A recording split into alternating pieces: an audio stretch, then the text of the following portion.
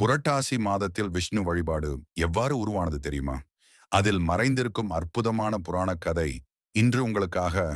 நீங்கள் விஷ்ணு பக்தர் என்றால் வீடியோவை லைக் செய்து ஓம் நமோ நாராயணா என்று கமெண்ட் செய்யவும். முன்னொரு காலத்தில் அசுரர்கள் தங்கள் பெரும் தவத்தின் மூலம் அற்புதமான சக்திகளை பெற்றனர். ஆனால் அந்த சக்தியை நல்லதிற்கு பயன்படுத்தாமல் உலகையே அழிக்கும் விதமாக துன்பம் கொடுக்கத் தொடங்கினர். எங்களை யாராலும் வெல்ல முடியாது என்று அகந்தை கொண்டனர். அப்பொழுது அசுரர்களின் துன்பத்தால் அவதிப்பட்ட தேவதைகள் திருமால் விஷ்ணுவின் திருவடியில் விழுந்து கருணை கேட்டு பிரார்த்தனை செய்தனர். அப்போது விஷ்ணு, அசுரர்கள் அழிந்து விடுவார்கள், ஆனால் இந்த பூமி அமைதியடைய புரட்டாசி மாதம் முழுவதும் மக்கள் என்னை நினைத்து வழிபட வேண்டும். அந்த மாதம் மிக புனிதமானது என்றார்.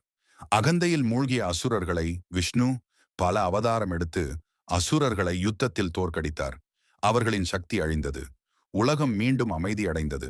இதன் நினைவாக புரட்டாசி மாதத்தில் நோன்பு இருந்து விஷ்ணுவை வழிபட்டால் வாழ்க்கையின் துன்பங்களை நீங்கி வளம் பெறும் என்பது ஐதீகமானது.